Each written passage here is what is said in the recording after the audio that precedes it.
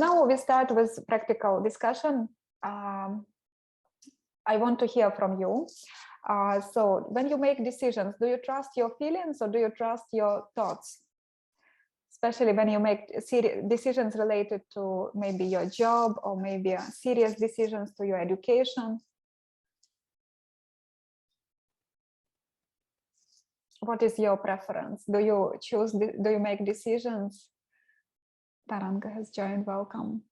Delinia also has joined. We are discussing about decision making related to education or career. When you make decisions in life, what is your choice? Do you trust your feelings or you trust your rational thinking or thoughts? You can put in the chat if you want, you can share. And please, why, mention why if possible. So what is your preference?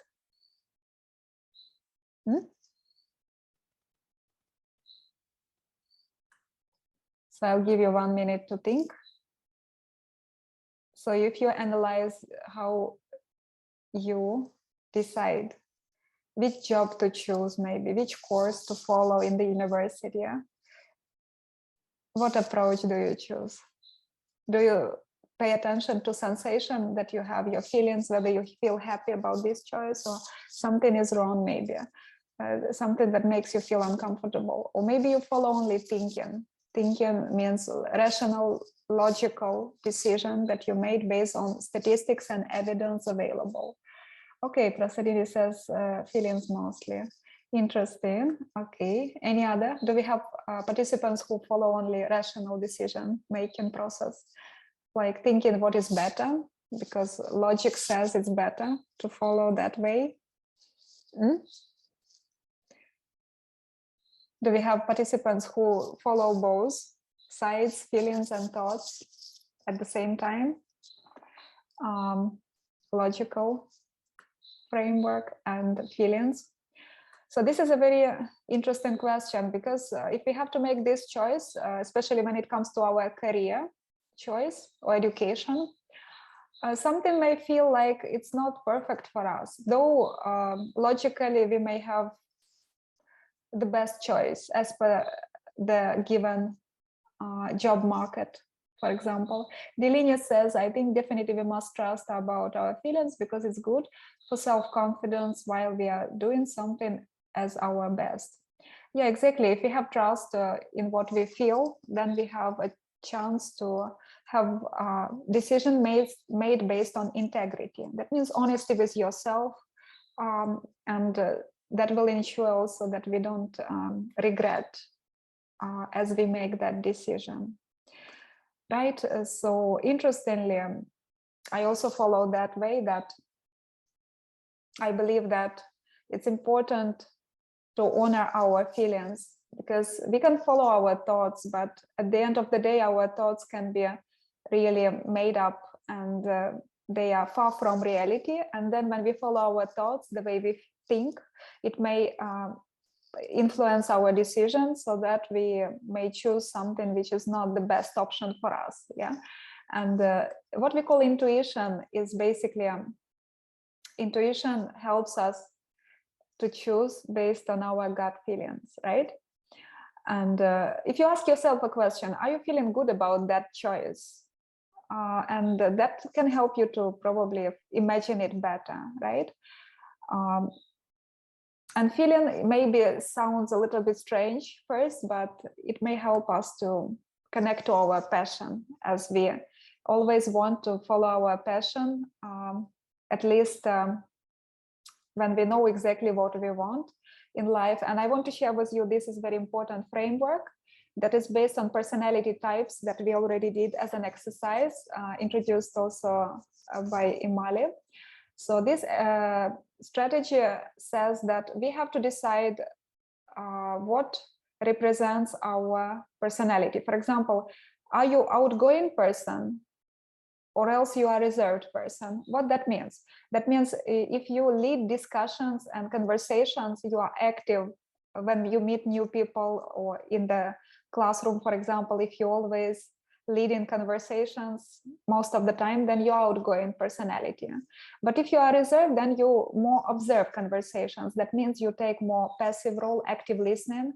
You listen to people, but you don't lead conversations, right? So do we have outgoing people in the classroom who belong to this group? Or do we have participants who are more reserved? If I have to talk about myself, I was analyzing, probably it depends on the audience, but I tend to choose more reserved, observing conversation type of behavior. So then you can type in the chat, what is about you? Think a little bit, how you behave when you have people in the meeting, maybe, or maybe in your classroom. Do you actively engage in conversations or not? Then second dimension is about whether you are more people-oriented or else you are task-oriented. And why it is important? Because when you are people-oriented, then you may think all the time about people, how people think about what I'm doing. Sometimes I don't talk. Okay, Rochelle has joined also. Okay, sometimes, but you have to analyze how it happens most of the time. So sometimes, of course, it depends on the type of interaction that you have in that group. But basically, if you tend to speak more than listen, then probably you are outgoing, right? Okay, so think of this, it's very easy, right? If you try to choose an option where you tend, like you are most of the time doing like that, right? And then second option is people oriented. That means when you do something, you think more about people, then you think about assignment itself. For example, if you get some task to do, and then you think what people will think about my, how I do it, how to make it better for people. Like teachers, usually we think of the audience all the time. But for example, if you think of managers, they always think about deadlines also, how to complete projects on time, like that. So in their mind, it's all about deadlines and achievements. So based on these two different criteria, you can also choose which side represents more, right? Your typical behavior. So I think for me, I have to choose probably both people and task oriented, but it depends on the context as well. It may be that you have both dimensions represented to some extent, of course. It may be like that. And then finally, based on these combinations, you will see that maybe you belong to some group like dominant. If you, for example, outgoing personality, and you are always task oriented, you think about deadlines, you always think how to complete the task, that's your priority, rather than thinking how to make people satisfied with the outcome, you know. So then if you choose this dimension, it says that people who belong to this group, they may be good managers, consultants, because they are focused on delivery, for example, of the project. They can manage people better, so because they have this type of personality and skills. And this is something that you can change, of course. It's subject to change, but it's like it takes a lot of time to change, for example, to get new skills.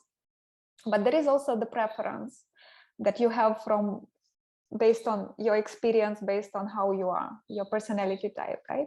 So if you go for another do we have people in this group who are dominant? Can you say about yourself that you are outgoing and you are task oriented? Do we have? In that case, you can be a good manager.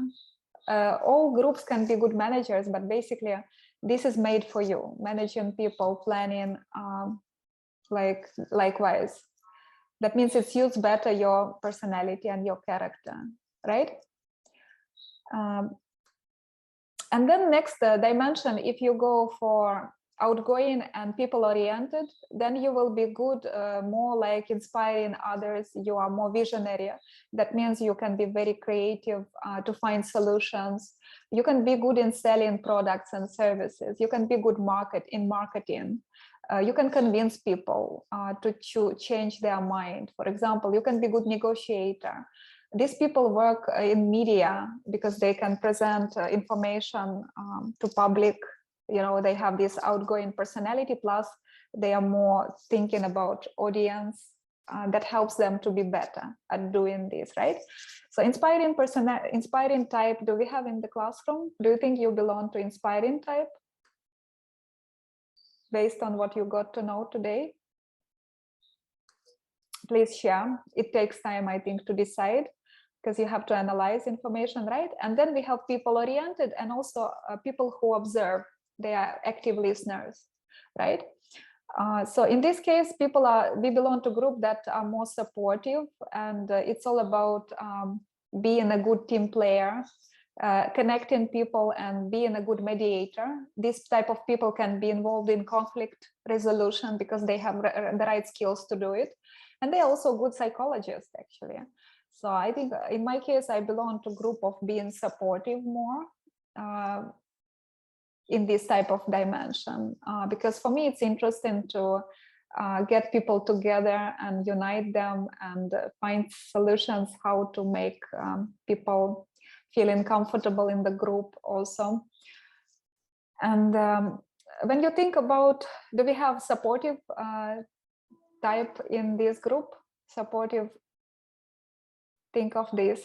Right, and the final one is collective. Collective means that we have a type of people who are more task-oriented, and also they are more like passive. They don't talk too much, right? But they are focused more on quality management. So they always want the things to be done based on as perfectionists, right? They can be good in analytics. They can analyze data also. They can be good quality managers also. They can improve better the process to ensure that result is the best possible outcome. So based on this type of differences, we can say, okay, Prasarini says supportive. You can observe yourself. You may be a combination of type. For example, you may have combination of inspiring and supportive. You can be combination of supportive and collective, or else collective and dominant, or else dominant and inspiring. It depends, right? It doesn't mean that you cannot manage or lead people. In any of these groups, you can be a good leader based on the skills that you have, right? But you should know what type of job works better for you, probably based on your personality type. Because if you are more supportive, probably you may not be enjoying sort of managerial job. Like, I had the chance to do different types of management related jobs, but it was not my cup of tea. I think I've never been motivated to become a manager like on a permanent basis. Temporary could be the case, but not permanently, right? It depends, right? It depends also on your combination. So then what is interesting also to know is that where do you spend most time when you think of what skills you want to develop in you? Let's say, let's have a look at this interesting Japanese concept that we call Ikigai. Actually, this is something that is the meaning translated as purpose in life. So they have come up with the concept called purpose in life to help us understand how to find our purpose in life. Basically, we can find things that we love to do. We can find things that we have skills to do. For example, we are good at it. Let's say what you love to do, it can be your hobby, your interest area. What you are good at, it could be based on your skills that you have practiced, right? And then what you can be paid for, that means maybe something that you already do as a job, or something that can bring you profit, right? But it's not necessarily something that you like. It can be something that you like, but maybe something that you don't even like to do. But because you are paid for it, then you do this type of job, right? And the final dimension is what we call there is a demand for this type of job. For example, what the world needs at this type of, in this period of time. Like these days we need, of course, soft skills. That's why we offer this program. And we need a lot of people with creative ideas also. So likewise, you can analyze, and based on this intersection that you have between all these 4 areas, you can come up with your purpose in life. This is really important. Something that you love doing, something you are good at. You can even be paid for it, hopefully, so that you can basically provide your basic needs. And also something that in current job market is needed, right? And this concept is very useful. So, and talking about how to identify our passion, this area we can call passion, because this is something that you like doing and you are good at it. For example, you can be good creative designer. So this is the area where you can develop it, right? But if you can even be paid for it, then it can become, and there is demand for it, it can become your purpose in life, maybe to have some creative designs that can be sold. And then if you think of your profession, it may be also in the intersection of what you are good at, and maybe you are paid for it, right? Logically. So, and if you think about your passion as something that you are good at, and you also love doing that. So what that could be? In my case, for example, it could be interacting with people, meeting new people, traveling. So these all are the things that I love doing and I can manage. Then another dimension is potential, something that you are not so good at, but you love doing that. For example, I may not be so good at something that I have not practiced much before, let's say, but I want to improve it. And I love doing that. For example, I study psychology, I study quantum physics. So I'm not so good at it yet, but I love doing that. And I have potential to become an expert in this field, right? And then there is a section that we do something maybe not only because we love it, but basically because we have salary, we are paid for it. In the best scenario, it's better to do a job that you love and you are paid for it, but it doesn't happen like that always, right? That's why. And daily tasks is about something that we don't like to do and we are not so good at it. For example, in my case, cooking, I can cook some things, but not everything. And some things I might not even love to cook, right? But still I have to do it, kind of, right? We cannot escape responsibility. We can share our family responsibilities, of course, but at some point, like cleaning, we have to do it, obviously. And washing dishes, for example. So if you think about your time, how much time do you spend on each of these area in life? It's very important to invest more time in our passion and our potential. This is extremely important because we tend to spend more time on things that we don't like to do and our home stuff like domestic chores, you know, especially women, because women do a lot of types of jobs that are unpaid, like cooking, cleaning, and childcare, of course. This is very important, but we have to allocate a little bit more time for our passion and our potential so that we can balance our life, right? Hopefully we can have that sort of change, right? And then if you think of the time that you spend on the things that you are good at, something that you are average at, and something that you are not so good at all, you know, if you think of the time, what do you think would be the best time to spend? Where should you spend more time? On the things that you are good at, or on the things that you are poor at?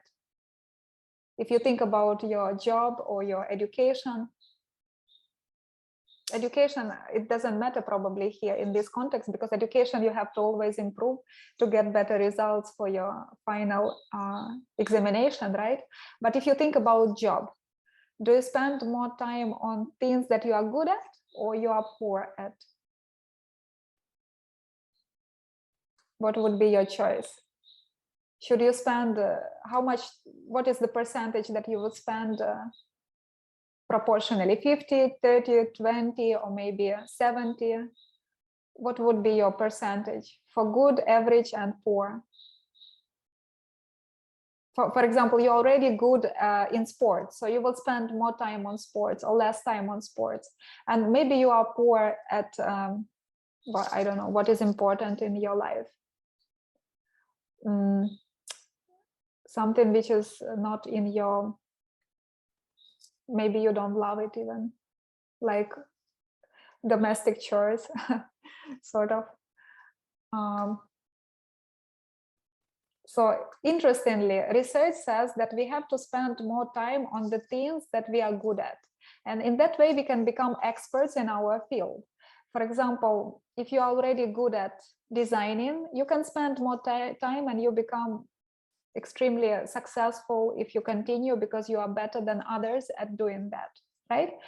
And likewise, successful people become extremely also rich because they know how to spend their time, prioritize their time, right? And why we are talking about it now? Because we want to make a choice. Basically, what is the purpose of life? Before we choose our career, it's important to ask this type of question. So what is my purpose in life? That means something that is at the intersection of all these areas, right? And these questions will help you, like SWOT analysis we already did, asking yourself what you are good at, what you are not good at.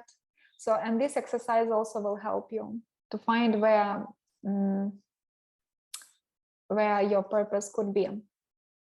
And then options that we have right now when it comes to doing jobs, all of us want to have a choice based on the, of course, not only what we love doing, but hopefully that we will get a good salary, right? Good salary, and also to serve other people likewise.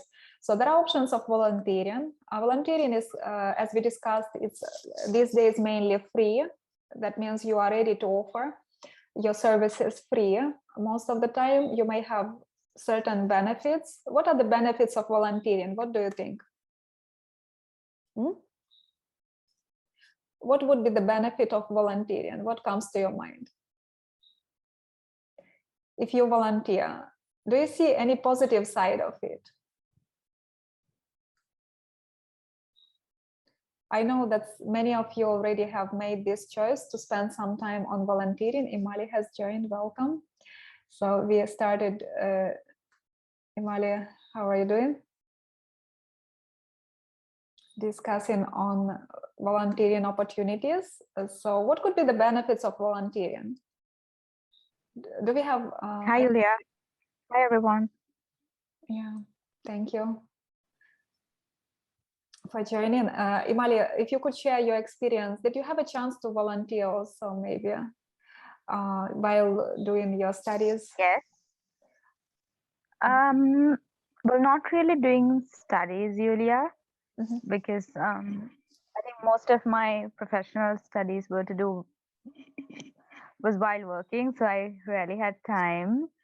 But at work, aside from my work, I used to be a part of the disaster emergency response team. So that means whenever there was a disaster, that we would be one of the first teams to go out to conduct a rapid assessment needs. And like disasters also have different gradings, red, orange being when it's very risky. So just like that, we learned a lot of things on this training, and then I was part of that, and I would always volunteer to take part in the disaster emergency response activities aside work. So that's my voluntary experience. And yeah, I also do take part now, having more time to engage in these activities, but overall I think it's a very fulfilling thing to do, Yulia.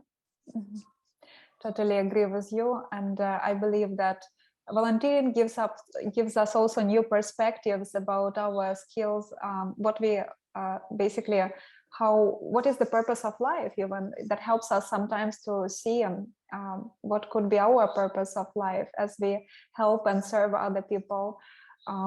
We can see the needs of other people clearly, and whatever experience basically we have, practical experience, it gives definitely benefits, right? Like connecting to other people and also being able to serve them, getting skills developed, right? New skills. And Prasadini also mentioned that it makes me happy. It's about satisfaction that we get, right? And these days we also discussed about possibilities of volunteering from Sri Lanka in other countries in different projects. So if we have participants who are interested to join as a volunteer, even in Sri Lanka, there are some projects ongoing, for example, which are initiated by Red Cross or other NGOs. You can always join to get that practical experience, because as we discussed in our session on Monday, that can help us also to prove that we have some skills in our CV or resume. It's not only for profit, of course, but basically it's about our experience that we can showcase, right? And regarding global outreach, so if you're interested to join projects in other countries as a volunteer doing some online jobs type of volunteering, please let us know. We can connect you to other sort of projects and people who are providing these opportunities, right? Based on your skills that you are interested to do, right? And when it comes to other option that we have is office jobs. And when we choose office job, we may choose to work in different sectors like public, private, humanitarian. And many of us, we don't even know that there are great opportunities available in not only in government jobs. In Sri Lanka, there is a tendency, I heard that especially women choose to work doing some government jobs because of better work-life balance. We'll be talking about that. But basically, humanitarian jobs are very also beneficial because you always have a chance to work for international organizations, being an expert in your field, right? And for that, we'll be showing you some websites also that you can apply for jobs from Sri Lanka, even doing jobs online, right? As an option, entrepreneurship is always there. If you are confident, you can start even business online. And today we will share some websites where you can find out more information. Freelancing is a new concept actually, which is very popular, not only in Sri Lanka, but also in US, for example. If we check a percentage of people, I was surprised that I think more than even 50% estimated to shift to freelance types of jobs. So this is a new trend when people choose to work for more than one organization, project-based type of assignment. And they have more flexibility, right? And last time we discussed with you that some of you also want to have 2 or 3 organizations, change organizations often. So that is also useful, right? Experience. And online jobs, another important like option that we can consider always, where you can be doing based on your qualifications jobs, or else even you can complete some 1 or 2 months program and you can start from the scratch a new type of job. So I wanted to share, first of all, I think Imali has a lot to share, so feel free to come in whenever you have some inputs as we discuss about specific topics, right? I'd like to share with you one website that I personally use also when I apply for jobs, and it's called Relief Web. If you check how it works, you can find in under this category the job that you want to do. For example, part-time or full-time. There are options available like consultancy. And then based on your expertise or experience, you can also choose area. For example, if you are in education or maybe HR or management, likewise, right? So there are many options. If you open this website and search, you will find even different countries where you can apply for organizations. For example, if I chose in the section career, I chose HR. So that's what I found. Some jobs in different countries that are posted at this specific period of time. So then what I do, I click here and I apply for a job based on the requirement. If they want me to fill in CV application on the website, or else it could be a CV that you have to send to their address, email address, right? So it's not difficult. If you check it, you will see that it's very easy, actually, if you know how to apply. And next time on Monday, we will go into depth discussing aspects of how to write CV, particularly and cover letter.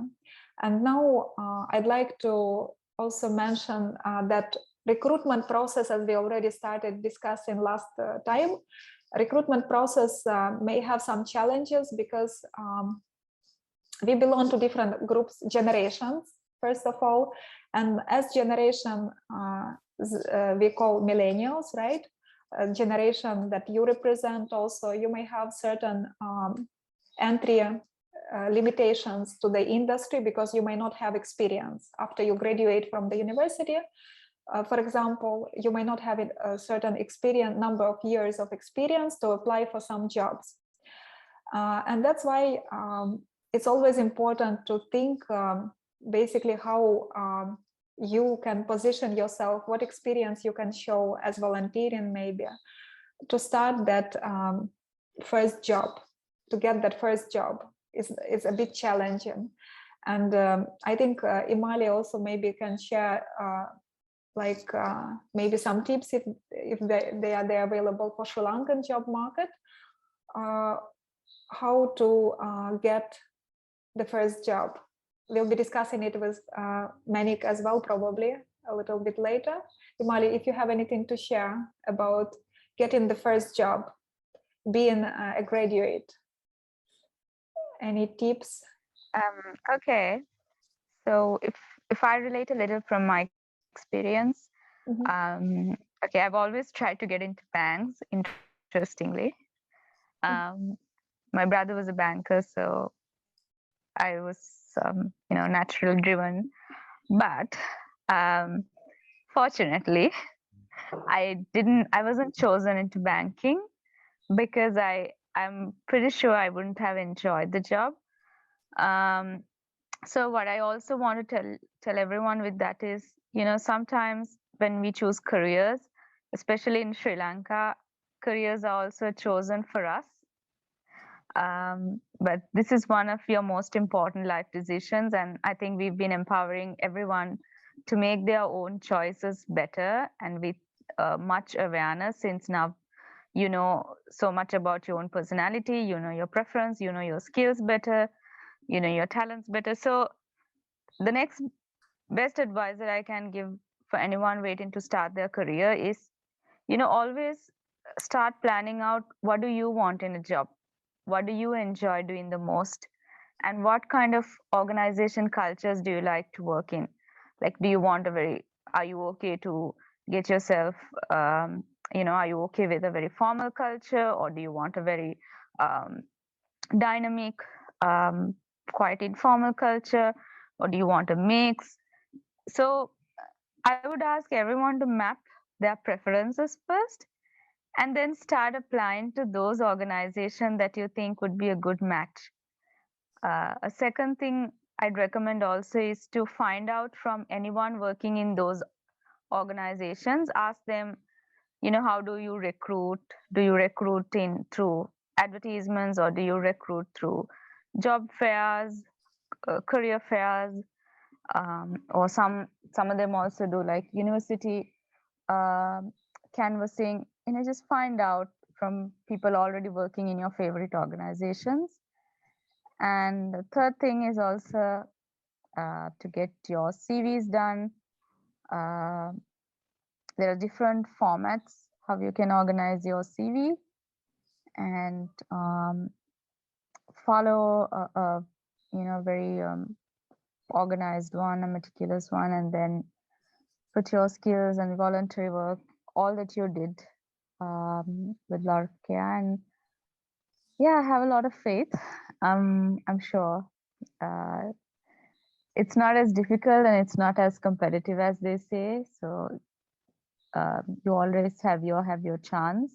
And even if you don't get into your great, dream career, always think that the best happens in life and it happens for the best. So those are some of the tips that I can share with you. Yeah, and some of those other sites in Sri Lanka, the reliable ones are Top Jobs. I'm sure everybody knows it. And there's also Express. Otherwise, LinkedIn is also a very good way to find, especially through network and contacts. So I would recommend you to update your LinkedIn profile and also make it known that you're looking for jobs. Mm-hmm. Yeah, these are some of the tips that I can share. Yeah, because I've seen a lot of vacancies, Yulia, happen through, job postings happen on LinkedIn, and I also see that people also, people are very nice. They recommend others for these jobs, and that's a lovely gesture. So I also see that people looking out for jobs on LinkedIn, where they openly post to say, I'm looking for some work in this kind of area. So yes, these are my suggestions. So gone are the. I think another thing that I really want to highlight is that gone are the days when we thought that there are careers and we have to fit into them. But today, I'm happy that things are taking a flip for the better, and you can also choose how you want to work. So there's a lot of flexibility, there's a lot of choice, and you have a lot of possibilities within you to make it happen. Perfect. Thank you for sharing. And I believe that as we already oriented a lot in our program, that purpose of life can really guide us in the right choice. And even if we made that choice already before, we can always change based on the options available, right? Not only in the local job market, but also global job market, because we are connected online. And I think this model that we also today discussed, Japanese model, it says that our purpose of life may change after 10 years. That's why many people, even after getting degrees and doing some good number of years in one specific job, and even for one organization, they may choose to change and transition to completely different industry and sector. And it's normal. I mean, as long as it is aligned with your new mission and passion in life and your purpose of life, right? That makes you feel happy and balanced. So I think that is the key message I would like to add also to that. Really, I'd like also to focus today a little bit more on online jobs, because I know some of you already looking for jobs before entering to the university, or else you would like maybe to do it as part-time job while studies, or else you might think of having several jobs. So these days we have on different websites information about new types of jobs. Maybe some of us, we don't even know, right, what it means, like virtual assistants, social media specialists, support assistant, sales assistant, and particularly related to YouTube channels, we have to design certain content, or photo video editing, brand identity, Facebook managers, or social media managers, we call them, right? So I encourage you to check these new jobs, because for some, maybe it would be, for few, it may be also the right match to do this type of job as a part-time job, which gives you more flexibility and saves your time. Like you may have a chance to get the same experience doing online jobs as you do jobs like in your local city, in the city where you live. And let's have a look what options we have online before we like make that choice. It's good to know what options are available. So first of all, some of you may be interested in teaching, and becoming an online tutor, it doesn't mean that you are only teaching. For example, you can be involved in answering the questions online which are asked by the students. And there are websites like I'm using this website from India, which is also popular in Sri Lanka, where you can have registration. And then based on the type of subject you are specialized in, it could be even science, could be art, what you are qualified. Of course, for this type of job, you may need to have already bachelor's degree so that you can provide advice to students online and answering their questions. So this option is available. You can consider it, right? As you are doing your bachelor's, probably the last year, it could be also possible. Then there are some options when you can sell online courses. I got to know about it also like recently, comparatively. These types of known platforms like Udemy, Skillshare, Vedantu, I think also used in Sri Lanka. And if you have certain content which is useful and unique, you can produce it as a video, audio format, whatever you have, like, and you can teach other students whatever skills you already have. You can share your experience in this way to produce content which can be sold on these platforms, right? And another option is about printing on-demand stores. Print-on-demand stores, there are some websites I share in this presentation that you can check. They actually operate globally. That means even if you don't have your bank like PayPal option, you may also contact their team to check whether they can have other options how to pay you if you, for example, choose to work as a designer. So it's very interesting job. I checked the website. So what you basically have to do, you can design any type of it can be designed of different types of let me see if it is here available. Not only clothes, it could be even decor, home related, stationery, and you will be designer. So you can use platforms like Canva or even other creative websites that will help you to design. There is an option to print products here. You can see it could be design of the cup, maybe banners, whatever, notebooks. And then you will be designer like of that specific item, and it will be priced by this type of shop. And there could be similar types of shops also in Sri Lanka, I'm sure. I didn't have a time to check it, but you can Google and search whether there are these types of shops where you can sell as a designer products for customers directly using this platform. And then you will get your profit, what you call, in this case, commissions. You will be paid for it. Whatever items will be sold, if your design is really unique, obviously you will get profit, you know? And this is really creative. It's not only for artists, but even if you can think out of the box, you will definitely come up with some solutions, you know? And interestingly, there is another website, Redbubble. I also discovered it recently. It offers pretty similar options there.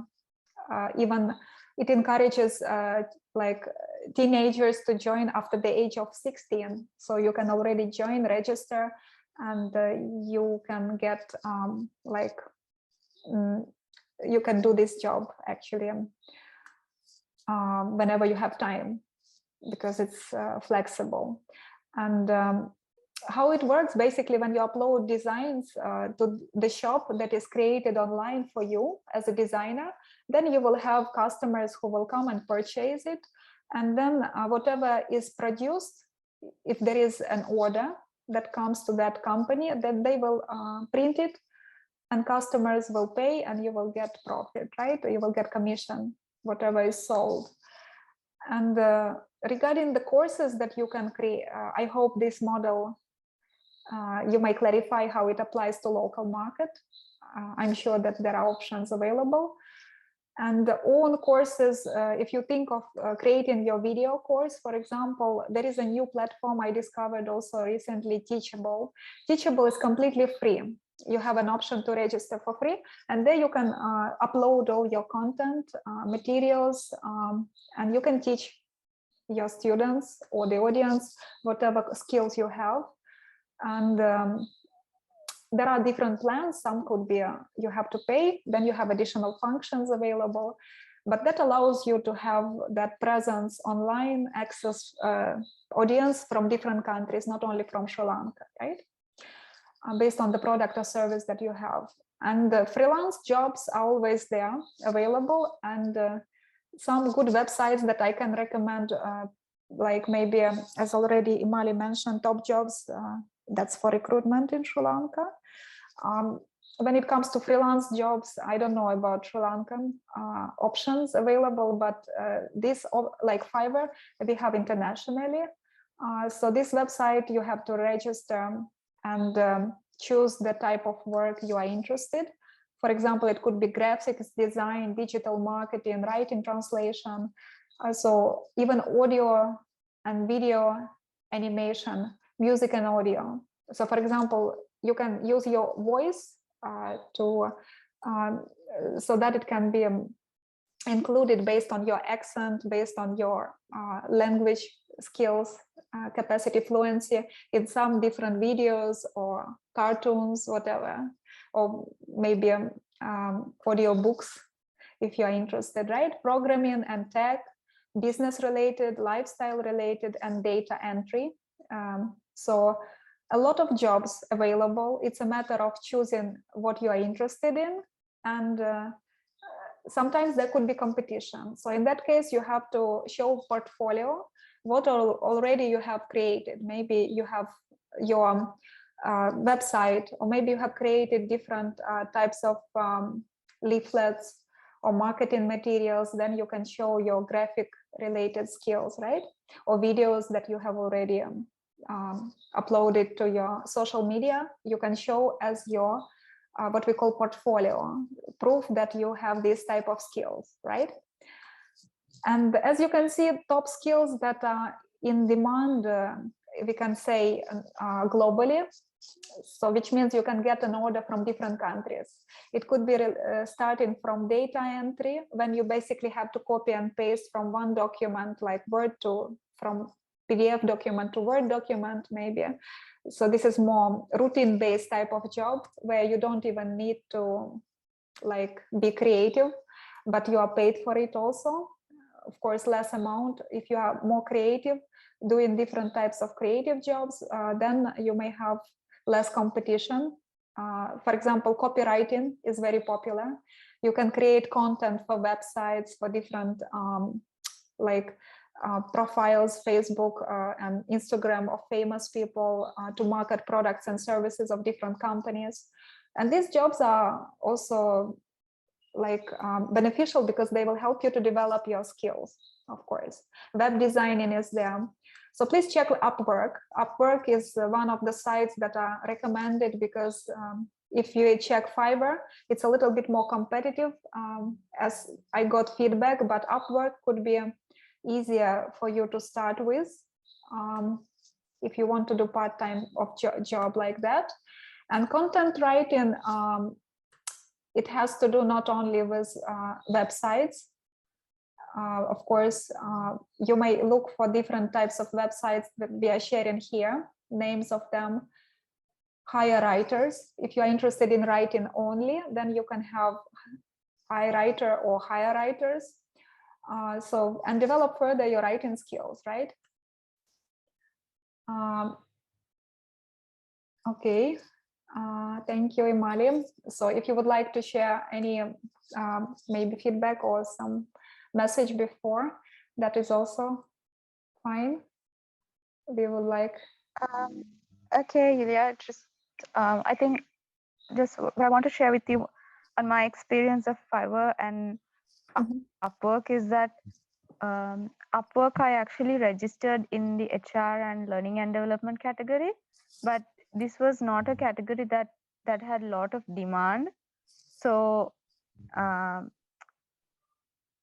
see, I think what's important is also to identify the different areas that have a high demand, or either you feature your skills in a way uh, that these websites sort of are done. So what I realized is that HR has a demand but learning and development does not have, which is a little hard to believe because L&D is a useful component, and any organization would like to give some aspects of it for outsourcing. So my suggestion is find out from somebody who's already who has an account, who has done work there. And also in Fiverr, because it's very competitive, as you said, you need to have some good feedback reviews to be able to bid. You can bid for anything, but there's higher chance when you have feedback. I think that's very natural, right? Like when you go to a restaurant, uh, we'd like to pick a one that has more reviews than a one that does not have. So today, testimonials and reviews play a lot to your advantage, and therefore these may be some of those considerations that you have to think. Um, Otherwise, you can also showcase some samples in LinkedIn. I know this guy on LinkedIn who does research on various topics. He's an he's just out of university, and what he does is really nice because he does researches on different topics, and then he asks his base or his followers to give him any feedback. These are some of the ways that you can also showcase your talent in different ways. Um, and yeah, the other one is like there are other options like going on YouTube if you're comfortable. You can to you can create your own courses or content, do content writing, blogging. I think lots of opportunities have opened up. So it really is important for you to identify what you want to do, and also be very careful on what you invest your energy in, because knowing that you can't do everything all at once, it's really, really important for you to pick one or two, three things and then decide and actually put down a plan. I think that's like the best way to go ahead. Because since I was in a career and I got into freelance consulting, what I found was quite challenging is that when you're in a career, you always have some structure, and no matter what, you get a salary at the end of the month. But when you suddenly become open, it really, really is important for you to, how you put out your skills there. Like, do you want to show yourself as a specialized person? And if so, what are you specialized in? How do you like to uh, show up? As in, how do you like to manage your social media accounts in a way that you showcase your talents and skills? How do you make others known that you're available for part-time or consulting? And another really important thing in Sri Lanka is networking, because networking carries a lot, just like feedback, reviews, and testimonials. So, just being part of a group uh, or a forum discussion really, really helps, because I actually worked on a grant funded project, and because of which I was able to interact with so many other local partners and individuals in the development sector working in Sri Lanka. So uh, this really open, like when you get to know one person, that person introduce you to another person. Likewise. So that buddy system also really, really works in Sri Lanka, and it's always nice to be connected to like-minded people. So these are some of the things that have worked for me, and I'm sure has worked for you in other parts also, like may not always be a career, but like friends introduce friends, and that's a nice thing. So yeah, I could try out some of these things, and we'd be happy to help and share what we know when we come to know of opportunities as well. Thank you, Amalia. I mean, I can imagine what you also mentioned, like as a challenge, because I also, when I came to Sri Lanka, I didn't have like people known to me, so I had to find my way to start a job in a new environment. So it took some time to network. As you said, networking is very important, really, and finding community of like-minded professionals. You can do it online. That's the beauty of online networks. So I encourage you to check on LinkedIn. That's why you may have more people connected based on their skills, expertise, and you can join that community and be updated about the progress in the industry, all new trends, and that will help you to understand better whether you are part of that industry or you would like to be part of that industry, or maybe you would like to discover more before making the final choice whether to continue in the long term or not. So yeah, thanks a lot, and we'll continue. I think we will start now with the presentation, and which we have planned with Ms. Menik. So I would like to hand over to Ms. Menik for the discussion about importance of doing jobs and employment, how to find a job in Sri Lanka. Taking into account local challenges and local market demands, right? So, Ms. Menik, would you like to start now?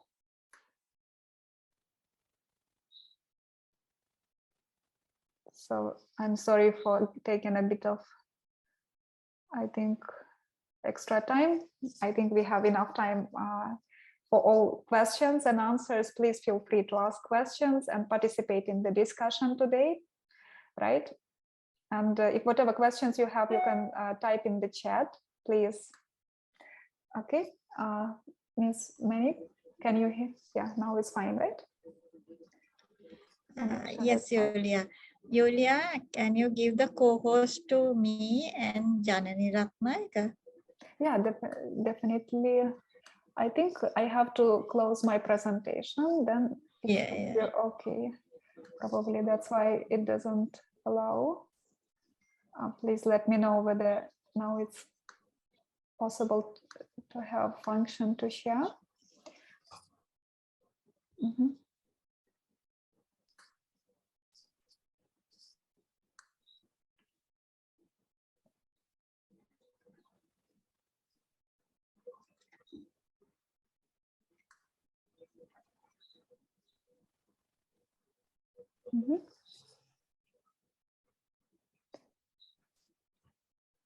So now it should be okay.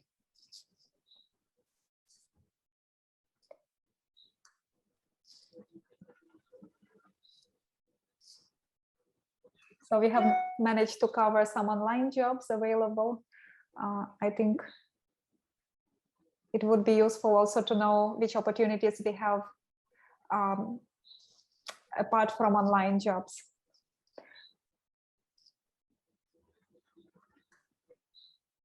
So now it's fine. We can, the presentation is being shared.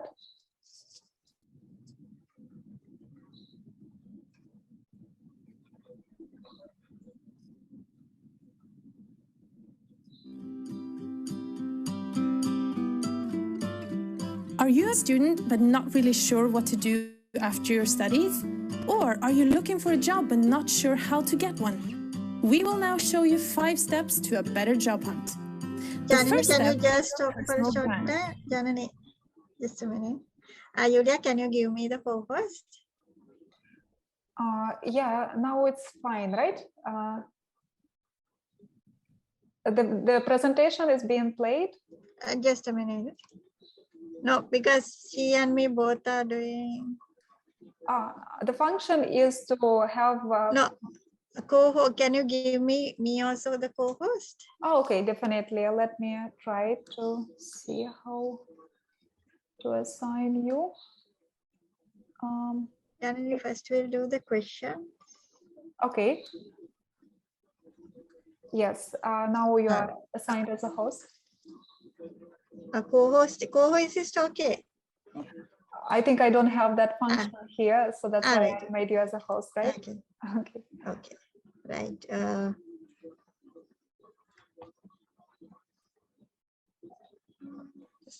Miss, shall I share the Mentimeter link? Yeah, first just a minute. Right, okay, just a minute. Yeah, you share it really first.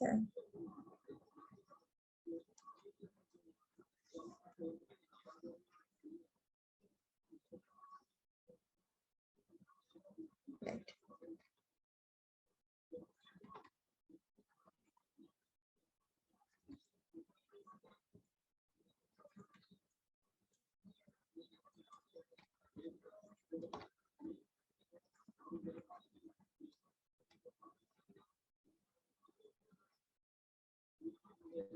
Janani, can you do the stop recording?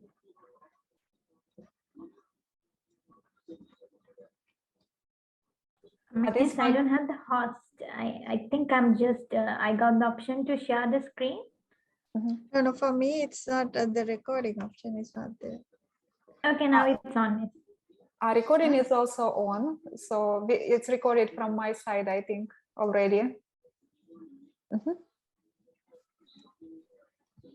Okay, good evening, everyone. As you all know, I'm Manik Gunaratna. I'm just going to speak to you on how to find employment and also what are the benefits that you have when you are employed. Before I start my presentation, I would like to ask you questions from you. I think a link has been shared. Janani will tell you what to do. So I have shared the Mentimeter link on the chat box. You guys can go there and click on it. And there are 2 questions you can proceed to answer.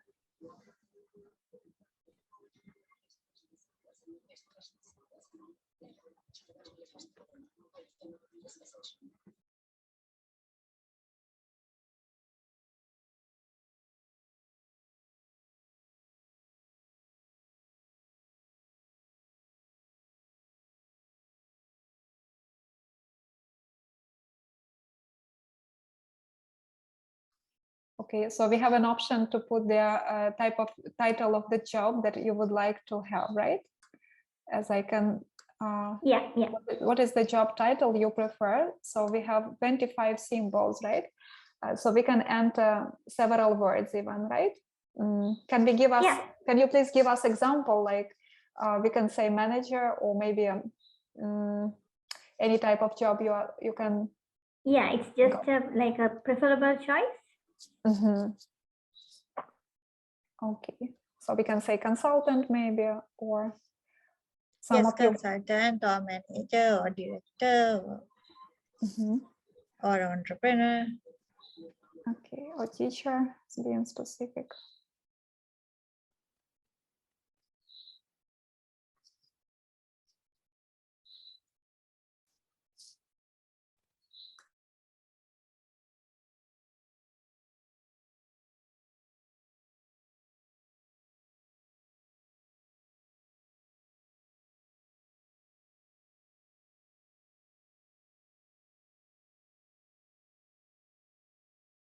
And the second box is for second type of preference, or it has to be related to the first one. It's either. I have given 2 choices to anything you prefer. Okay, so we can have 2 different types of jobs that as a preference, right? Yeah. Okay.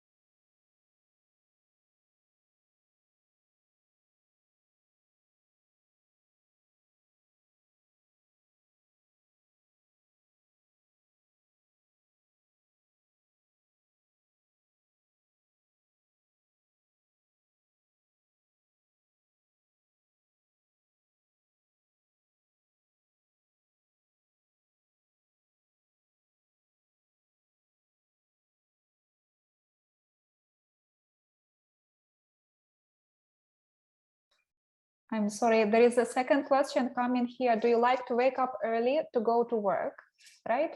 So for some reason, it doesn't give me option to choose voting. Sorry, there's a technical error in that question. Is it okay if we proceed with only one question? I think there is some issue with it. Right. So then I have to re-enter probably because it doesn't allow to continue. If you have any technical issue, probably we have to enter second time, right? The system.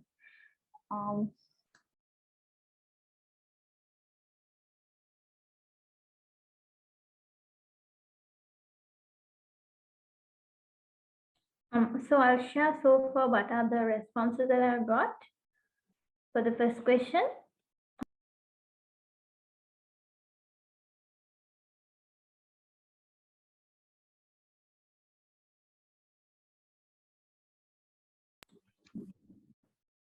As you can see, there are for the question that was easy. So the question was given the first one was, what is the job title that you prefer? So we have responses as administrator, social entrepreneur, teacher, manager, project manager, lecturer, sports, English teacher, designer, educational, freelancer, and military. So I think none of them asked the second question because of the error. Ms. Manik, you can proceed. Yes. Now, before I start my presentation, I would like to play a small video. Watch this small video clip.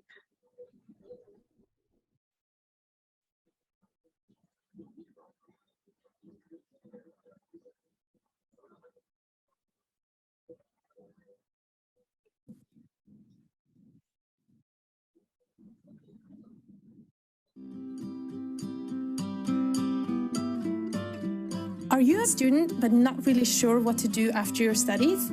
Or are you looking for a job but not sure how to get one? We will now show you 5 steps to a better job hunt. The first step is your personal brand. Do you know what you have to offer to a potential employer?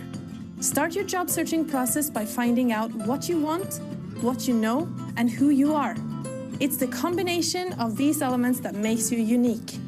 Step number 2 is orientation.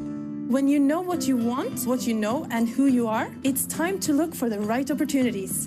You may learn about positions through many different channels, but remember, the majority of positions are actually never publicly advertised. The third step is the CV. This is perhaps your most important sales document. Remember, an employer uses on average 20 to 30 seconds to scan through your CV to get an impression of you. Therefore, it needs to be easy to read and relevant to the job you're applying for. The fourth step is the application. You must tailor your application to the position you're applying to. It's easy to see if an application is mass-produced or if you are genuinely interested in the job. Use the ad actively when you write your application. The ad is often filled with tips on what the company is looking for. Giving good examples is a good way to show that you have relevant skills and experiences. The final step is the interview. Here's your chance to shine and really show your motivation and fit for this particular job. Hiring anyone is a huge risk to the company, but good examples describing your competence and who you are as a person may reduce their uncertainty. Your job during the interview is to make you the least risky choice. Job hunting is demanding but well worth your time. The career services at BI are here to assist you throughout the process. Check out what's available at your BI campus.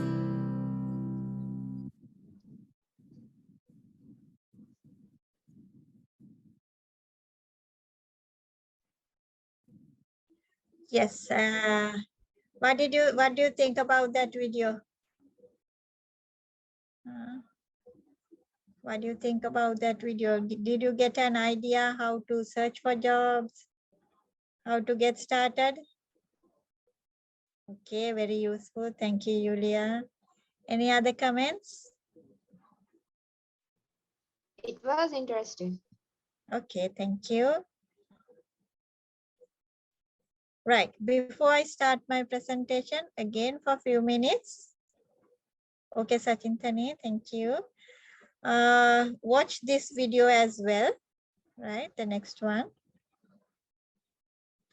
Yes, Prasadini, thank you. You know, a lot of people are out of work today, and if you're not out of work, you probably will be sooner or later. And your ability to get the right job at the right wage, doing the right thing with the right people in the right company is one of the most important skills you develop as a life skill.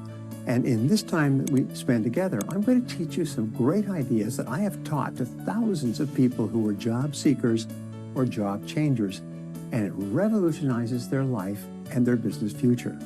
So to earn what you're really worth, you have to be in the right job in the first place. By the way, most people should be earning much more than they're earning today, but they're doing the wrong thing in the wrong way at the wrong place, and they need to make a change. Remember, everything in life is results. Now, this is a challenging time in human history to be out in the job market and working to survive and thrive. And by the way, it's not going to get much better in the years to come. The economy has changed forever. However, in spite of problems in the economy, there are countless opportunities and possibilities for talented people like you to find or create great jobs and earn more than they ever have before. And you should be one of them. Now, the first key is to do your homework. When you're looking for the job you want, you engage in the same activities that a sales professional would. The three activities essential to sales success are prospecting, presenting, and following up. Your job is to prospect thoroughly and develop the greatest number of leads or potential jobs that you possibly can. One of the most important keys to success in selling today is what is called pre-call research. Do your homework. Find out everything that you possibly can about the individual, the organization, and the industry before you call on anyone for the first time. Now, let's talk about internet job search. Getting a job on the internet is a skill that you must learn through practice.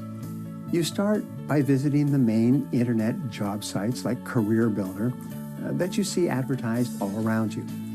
Get as much information as you possibly can about the various job sites. Some internet job sites specialize in one kind of employee, and some specialize in another. Some are local, and some are national. There are also job career fairs held in every community every year, and sometimes every month. These are advertised in the newspaper and on the radio. You should visit these job fairs and talk to the various employers exhibiting there. Find out what they're looking for today and what they will be looking for in the future. Even if you're currently employed, keep sowing seeds everywhere you go so that you can create a rich harvest of employment opportunities for the future. Look for active, growing organizations and companies in your community that are announcing a new expansion or announcing increased profitability. They're opening a new branch or a new office, or their profits last year went up dramatically. These companies are always looking for more good people. Here's a rule that every business owner knows. The key to your growth is to hire good people. The more good people you can hire, the faster you can grow and the more profits you can make. It's a basic economic principle. These companies that are growing offer lots of opportunities, and they will pay well for the right skills, especially if you're the one who has them. Another way to find a job is look for new product releases and the introductions of new services by companies, local and national. Whenever a company is expanding its products or services, there are job opportunities to sell the product, distribute the product, service the product, install the product, and handle the administration and details associated with the product. When you go out to get a job, you must sell yourself professionally. The job interview is really a sales call. You are in sales when you're looking for a job. You're going out to sell yourself to someone else, and you're going to charge a lot of money for your product.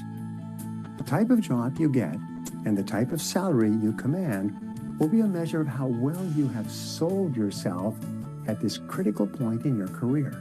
Now, many people don't like the idea of selling. They don't like to see themselves as salespeople.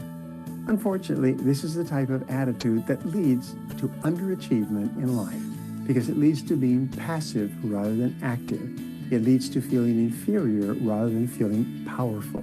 It leads to accepting what other people offer rather than asking for what you want. The fact is that everyone who wants to sell his or her ideas or services to others is a salesperson. The only question is whether or not you're any good at it. Use these ideas to get into the workplace and get the job you really want. If you enjoyed this video and you feel it was valuable,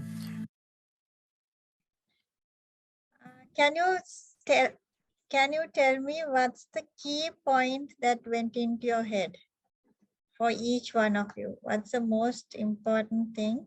One thing. Tell me, just, you can't remember everything, I understand. But tell me just one thing that went into your head that you like most from that video.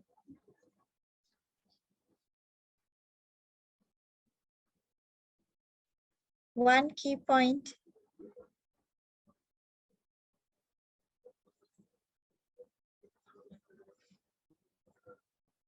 No, nothing.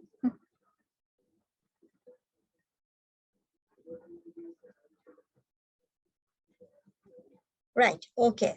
Then I will start my presentation now. Thank you, Yulia. Yes.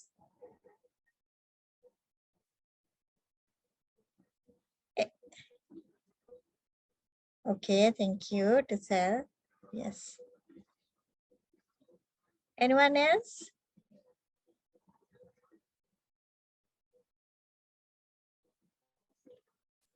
Thank you. Very good. Very good, Sachintane. You have to do a lot of research before you apply or before you think of a certain career. Yes. Anyone else?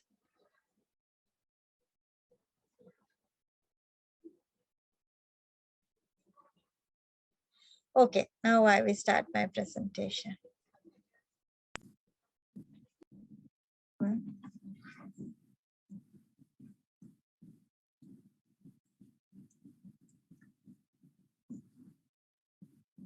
Good evening, everyone. I'm Manik Gunaratna, Manager, Specialized Training and Disability Resource Center of the Employers Federation of Ceylon. First, I would like to extend my sincere gratitude to Yulia, Manchester Institute, and the FEMtrain team for inviting me to do this presentation to you today. It is very important for you all to know how to look for employment and the importance of doing a job. Both are equally important because sometimes you don't know how to search for employment and what are the key factors in retaining employment.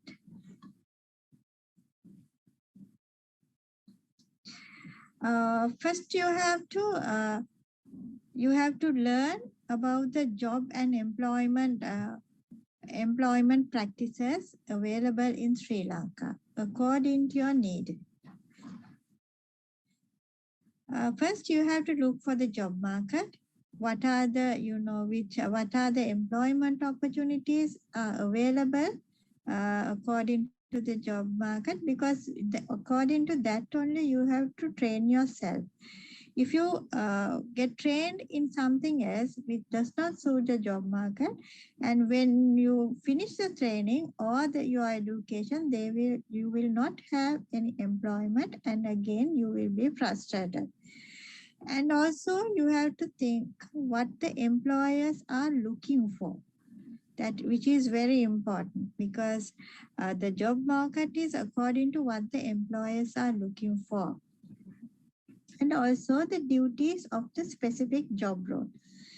Before you apply, think whether these duties you can perform them well, or whether it gives you satisfaction, which is also very important. Think about it before you apply and when you are looking for employment. And also what specific skills you require to do that job. Skills are very important. It's not the education level. Education is also important, And also, it is equally important that you have the required skills, because employers at the end of the day, they want your skill to perform the duty. And when you think, when you see the vacancies or think of what you are going to apply, just think to yourself and see whether you have those required, those skills. Or if you don't have those skills, you find out what opportunities that you have to develop those skills. And what do you need to obtain those skills? What are the specific trainings you should do, or whether you can find any resources online? You have to think of that.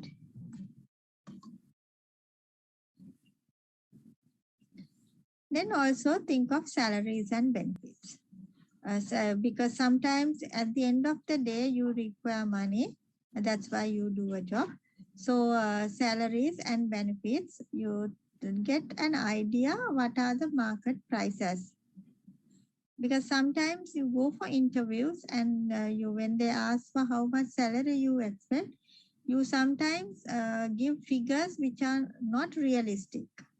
So you have to be realistic and think what you would be getting a rough idea, because there are sometimes after without any experience, fresh graduates, they have to start from the beginning. And when you have experience, you have better opportunities in salary ranges.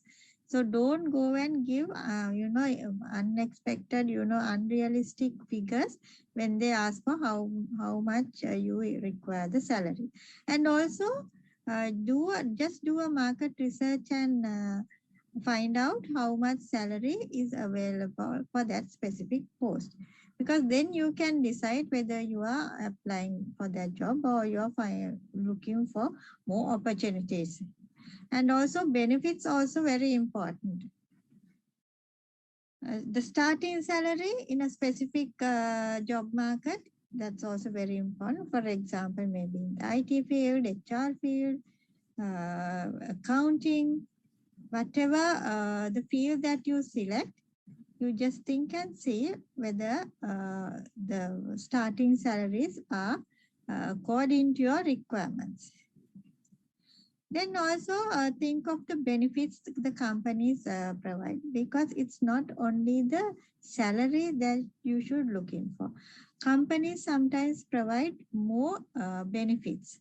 For example, if you are in the hotel sector, you are given a basic salary, which is sometimes very low. But why is that? Because you get the service charge. That is a big amount. Then check whether the company is providing transport, because that saves a lot of money from you.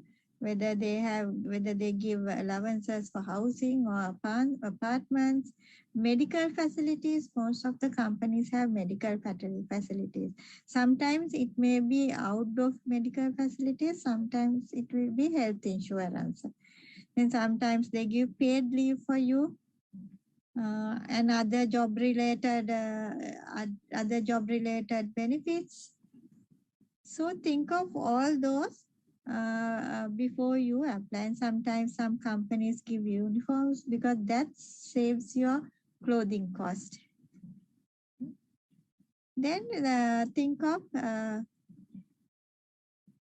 career development progression, because sometimes do spend on you for your career development, because they send you for trainings. And also with that experience, you can gain more knowledge and experience, and thereafter you can look for other opportunities which gives a career growth for you. Then equal opportunities, check whether there's equal opportunities for you, especially when you are a person with a disability. Check whether there are equal opportunities.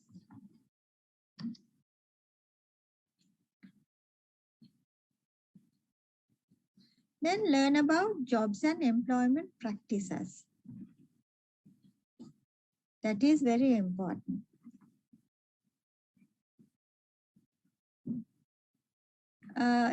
before you, apply or look for any opportunity, set up informal chats, right? Office visits, right? And see whether the environment is suitable for you. Now create a network and see whether the culture is suitable for you, because some companies, the culture is different. Because then you will not like that culture. Then contact trade associations and see what are the difficulties or the problems they have, the company is having, whether you are able to adjust to this requirement. And also speak to someone who is doing that same job.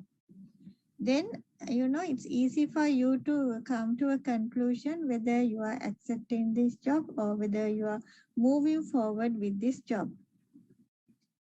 Sometimes consider do voluntary work to get the experience, which is very important, so that you can get some experience, and then you can decide whether you are retaining in the job or whether you want to go in this career path. Do some research on internet reading, because now a lot of resources are available in the internet.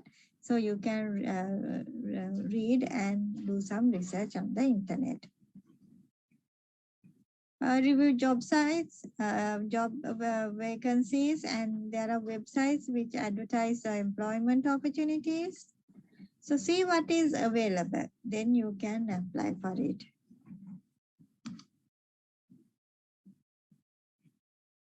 Then just having a goal is very important. You must have a goal to your career. Have a realistic job goal, right? Being realistic is very important.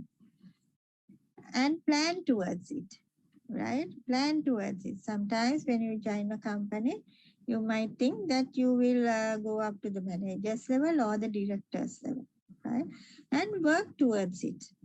That working, just having a goal will not do anything, but you have to work towards achieving it. So, sometimes your goal may be to get financial support, become financially independent, so that you can support your family. So you think what your goal is, which should be realistic. Sometimes you can be a financial officer, HR relations officer, or you can be an online marketer, so that you can build your own business. You can be an entrepreneur.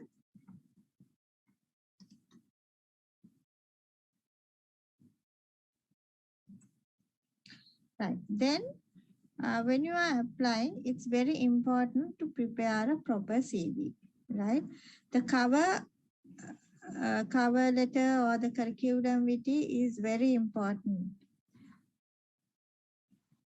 Cover letter is very important because that is the first document which you interact with the company. That carries a lot of weight. So an attractive cover letter giving all your skills. Then the CV, your curriculum vitae, that should, have a good, clear picture of what your skills are and what your achievements. Then job seeking documents, which is very important.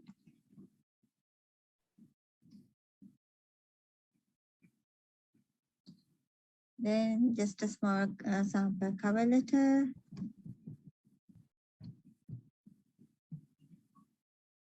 Then the CV.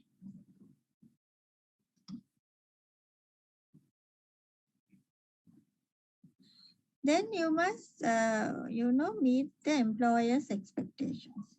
Because at the end of the day, it's the employer who is giving you a job and paying you a salary. You should meet the expectations of the employer. Have confidence, right? If you are a person with a disability, don't think about the disability, think about the ability. which is very important. Have confidence in what you are doing. Then training. Then training, because sometimes your experience and the way you perform your duties will carry a lot of weight. Sometimes if you have vocational training, it's very good. Even without that, if you have the required skill to perform the duty, it's very good.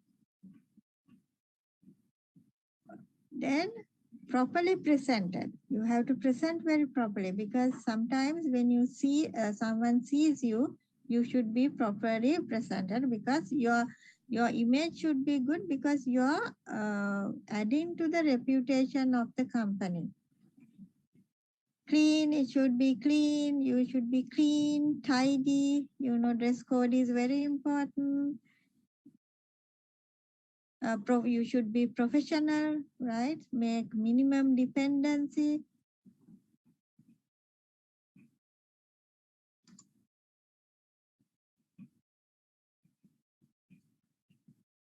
Then good soft skills.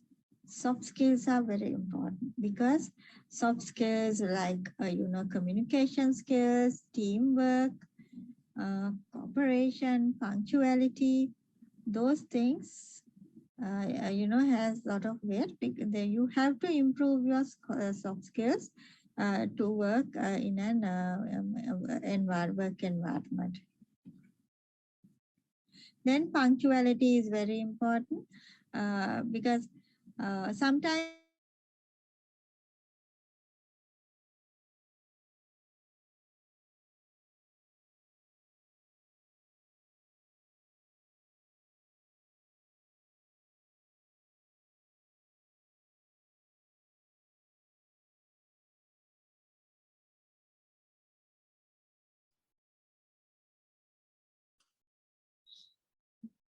There is a little bit of connection issue, right? I hope you can hear. Participants, can you hear me? Yes. Okay, thank Yes. you. So now it should be okay. Just wait a little bit. I think technical issue.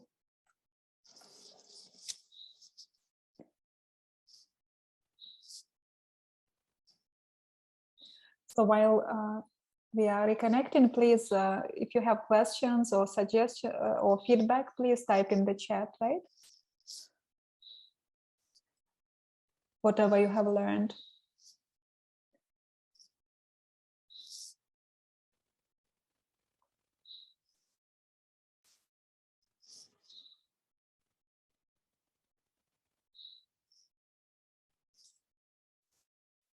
It may take a little bit of time.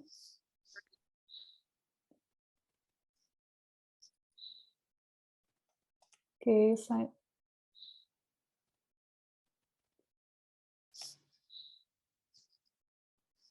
please feel free to share what you have learned so that we can have more insights in the chat.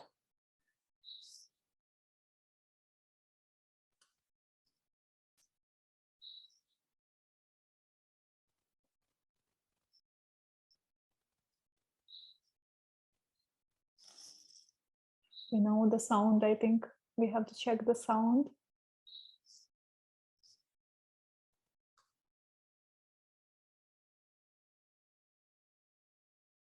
time. Then time management is very important. You have to manage your time to perform your duties, and also multitasking. Because most of these employers today, they don't recruit you for only for a single purpose. You should be able to multitask.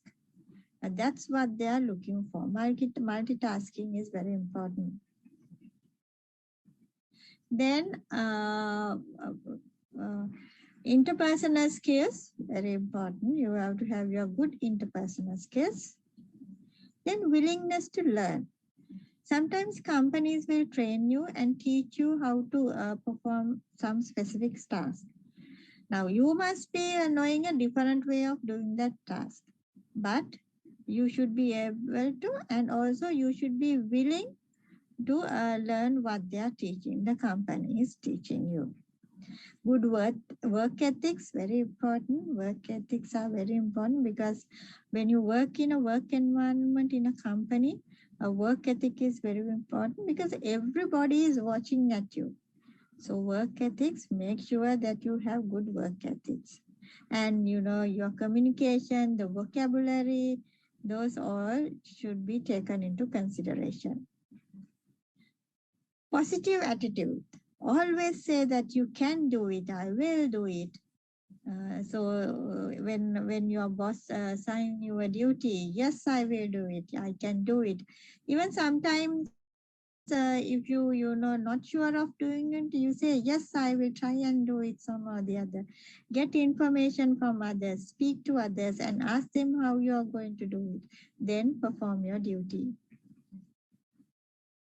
Then communication skills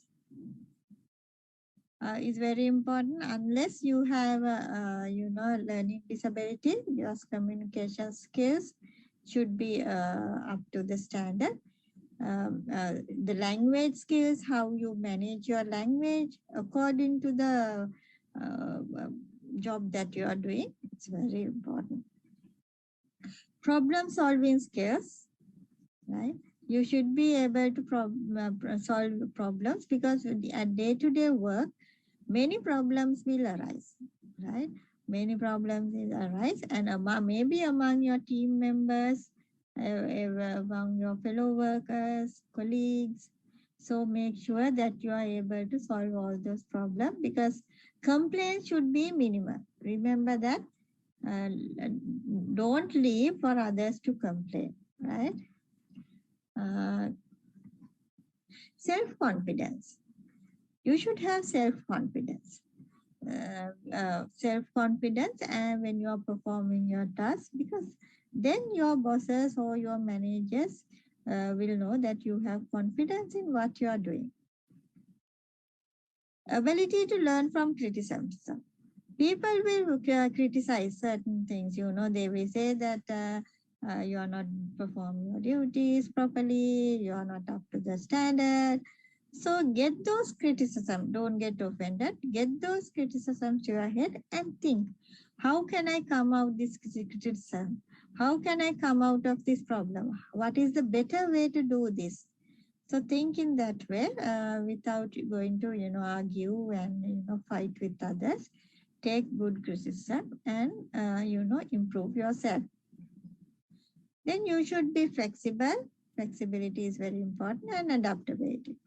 Be flexible according to the, situation, right? And you should be able to adapt to the situation because everything is not according to the way we want when you work in an environment. So get adapted. Working well under pressure.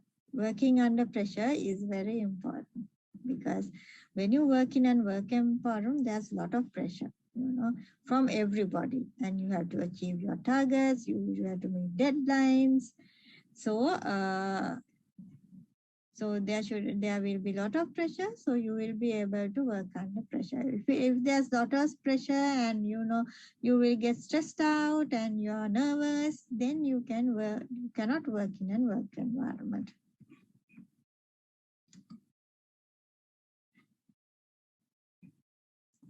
Now that's what I told you, how to look for employment and work environment. Then I will now talk about importance of doing a job, right? You are all young people, you are doing your studies. So after your studies, you have to be employed. Why it is important to do a job? Because it's for your own good.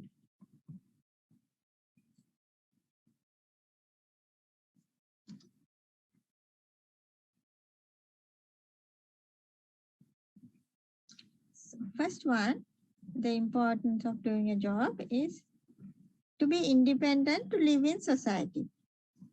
Because one, you have to be independent. Don't be dependent, because when you are employed, you will be financially stable, professionally stable, so you can be independent to make your own decisions. And to live in the society, you have to be independent because it's not like staying at home. When you start work, eventually your independence will develop. You will be able to go somewhere and get some work done. You can go anywhere you like. So you will eventually learn how to be independent. Then you will be included in the mainstream of development. If you are a person with a disability, you will be included in the mainstream of development. And because all of you all are young girls, female, because this is a patriarchal society, that's why the FEMtrain program has been designed for you to show your fem power, right? Show your fem power. That is important because sometimes women are marginalized, left behind at certain times, sometimes. So get your now FEMtrain. This training was a very good training for you. So you have now developed your skills. So now you will be included in the mainstream of development because you will not be marginalized because women sometimes we are treated as second class citizens, but you can overcome this after this FEMtrain training. Then you can be a support to the government. Don't think of what you are getting from others. Think of what you can contribute, how you can contribute. This contributing to the government, to the country, to the society is very important. The problem is from the small days, even our parents, they always ask, their children, whom do you want to be when you grow up? So these small children from small days, from Montessori level, they say, I want to be a doctor, I want to be an engineer. So all these small children have those goals, right? Now, when you grow old and when you become parents, don't ask them what will you be when you grow up. Ask them, what are you going to contribute to the society? That's a very good question to ask from a child. What are you going to contribute to the society? If we all think in that way, what we are going to contribute, this world will be a better place to stay, better place to live, a lovely place to live, right? Think in that way, what you are going to contribute. Then you will develop your self-esteem. Self-esteem is also very important to develop your personality. Mainstream in the workforce, right? When you go for interviews or when you look for jobs, sometimes you always look for jobs and think according to your qualifications, you think, and sometimes some people, they go for interviews and you say, give me a suitable job according to my qualifications. Don't think in think, how you can be included in the workforce. So what areas that you can be included? Because company, according to your qualifications and skills, sometimes companies cannot give specific jobs for you. But you think in a way how you can be included in the workforce. Then you have to be a little flexible and think appropriately.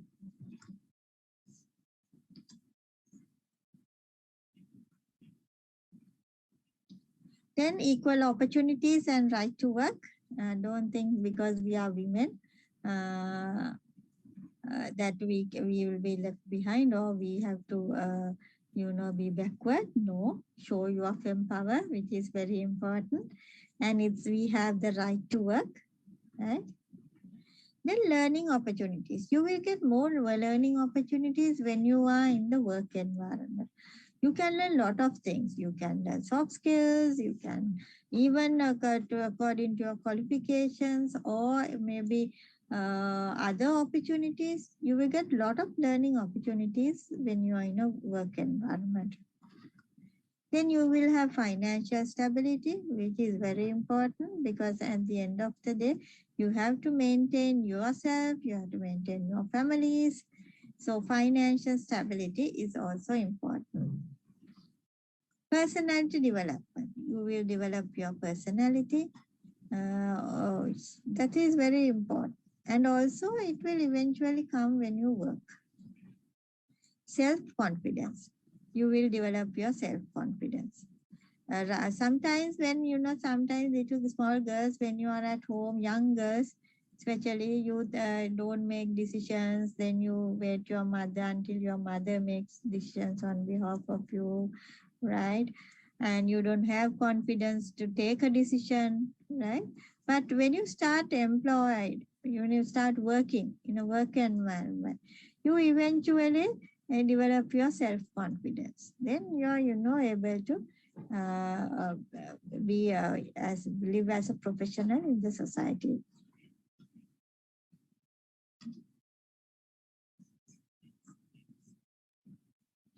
Then self-satisfaction.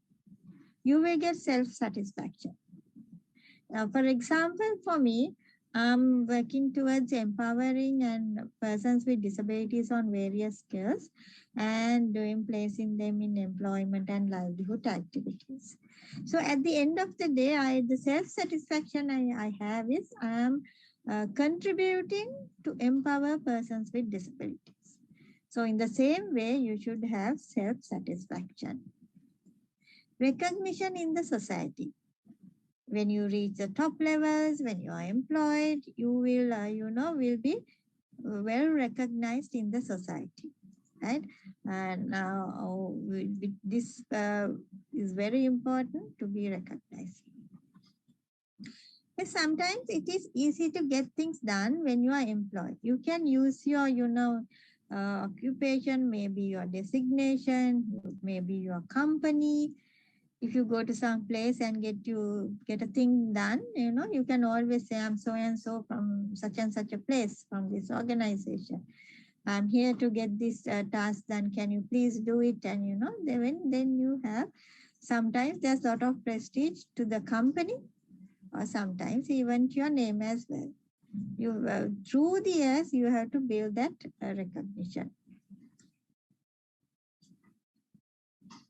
And then when you are empowered, you will be included in the decision-making process, starting from family level, organizational level, national level, and international level. Because when you are not employed and just staying at home, especially women will not be included in the decision-making process, because it's a mindset of the society. But when you're employed and you're financially stable and professionally stable, then eventually you will be included in the decision-making process. Then when you are employed, you get to associate with other people in the society. You can meet a lot of other people from hierarchy, famous people, people who are highly qualified. You can meet a lot of people, well-known people, celebrities, when you are working. Then you will have other welfare benefits as well, because companies provide a lot of other welfare benefits. And through your friend circles and networking, you will also get other benefits.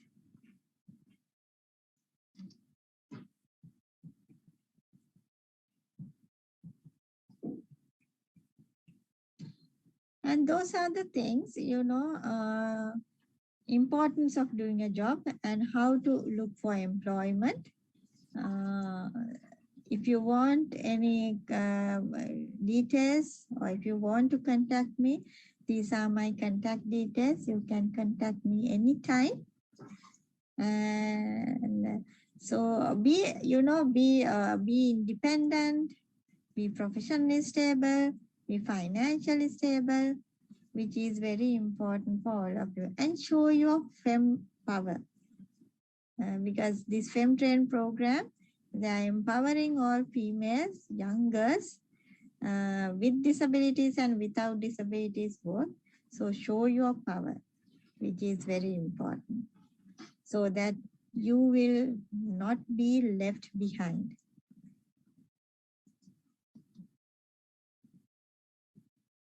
Thank you very much.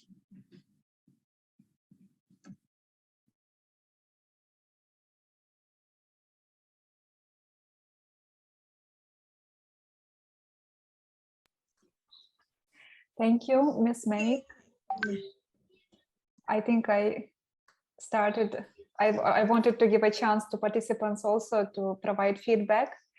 So I'd like to mention that each and every word of your presentation communicated your wisdom and experience at different levels. And I want to appreciate all information and your dedication that you have to share your expertise with us today in this presentation. Thank you. I learned also a lot, and I realized the importance of having holistic approach to employment that you have communicated today. Thank you so much. And I encourage other participants to share their feedback also.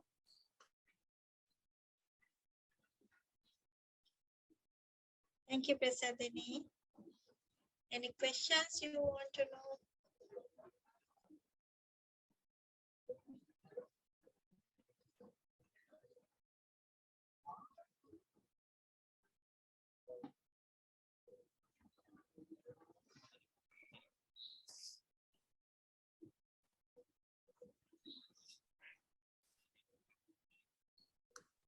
Okay, Sajintani.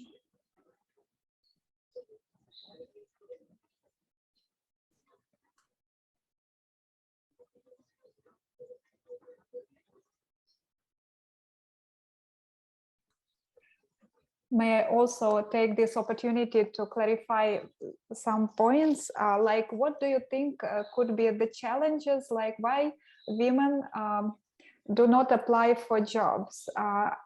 As we communicated also in our program, self-confidence could be one of the key reasons why women do not apply for jobs if they don't have 100% qualifications for specific positions. So what would be your advice? For example, if there is a vacancy and women see that they may not be qualified 100%, should they apply for this job? Yes, as I in my presentation also I told, just do a research and see, just get to somebody who is working there about the company, whether they will accept you. Because sometimes it's not the paper qualification that the companies require. It may be the skill. Or sometimes some companies, they like to recruit people and give them on-the-job training and train according to their needs. So it depends on each company. So I think it's better for you to, do a research and ask from somebody who is, get contacts from somebody who's working in that company, whether even without qualification you can apply, and so that the company will train you and train you according to their needs. So there are companies like that as well. When we go to when we do job placements, some companies, they say they don't need high qualifications, but the basic requirements are is needed and is enough. But they will train according to their needs. There are companies like that as well. Thank you for this clarification, because I also got to know research says that men apply for jobs even if they are 60% qualified only, but women tend to apply whenever they have 100% qualifications. And that could be also the reason why so many women do not even make this decision to apply, because they want to have always 100% assurance that they have enough qualifications. And thank you for sharing that important on-the-job training possibility also. And I must say now, among women, when they are in their 30s, because of family commitments, they married and they will have children. So a lot of family commitments, because now earlier, those days we used to have extended family. Now it's, all single families. and cream of the knowledge of women are at home. So we have to make use of this knowledge. You know how to make use of this knowledge. We always say for the companies, you know, introduce flexi working hours. Now working from home started due to this pandemic, so it will continue sometimes. So flexible working hours, those are the things, you know, that should be introduced, and part-time work. Then you can get the knowledge of the female who are at home back into the workforce, because these young girls, they do their studies, they do their higher studies, they start work, but after some time, after their marriage and after children, you know, they tend to, with all these commitments, they tend to stay at home. Then the cream of the knowledge is at home, from the women. So we must think of ways that we should get back that knowledge back to the workforce.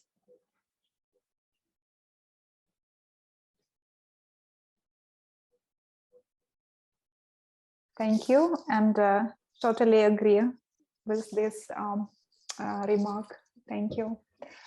I think there is one more question from Sachin Tani related to interpersonal skills. She wants to know about a little bit more about that, right? Interpersonal skills. Yes, Sanchintane, now you are in university. So when you are in the university, you get all the academic knowledge, the academic qualifications. But when you go to work, and when we try to place you in employment, you know, the interpersonal skills, the soft skills, very essential. For you, of course, you have the knowledge, English knowledge is there in Sri Lanka. The biggest barrier to place people in employment in the private sector is the language barrier, because they study in the local language, either Sinhala or Tamil, and the level of English knowledge is low. Because private sector, you have to have the English knowledge. Government sector, of course, you can, because they work in the local language, Sinhala, it's not a barrier. But when it comes to private sector, English knowledge is very important. And the soft skills, you have to be, as I told you before, the soft skills, the punctuality, the teamwork. It's a team that works, not in each individual. You can't work individually, you have to work independently, but you know, it's the teamwork. When you succeed, you have to achieve targets, you have to meet deadlines, and you have to work under pressure. Those things are very essential. That's how you develop your interpersonal skills and the soft skills. These counts a lot, especially private sector employers.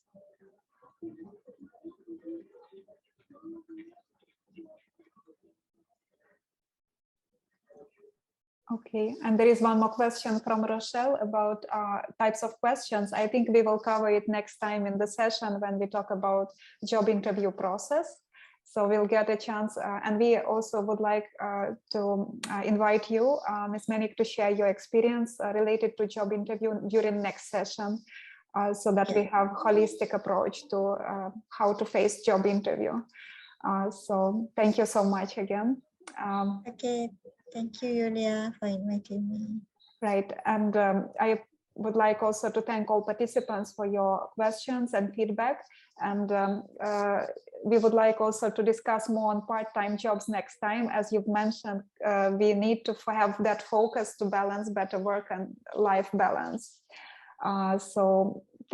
Thank you again, all participants, for today's session. We have learned a lot, and we would like also to encourage participants who will be listening this recording to also pay attention to all points discussed today, so that you can benefit from the information we discussed today. Thank you so much again.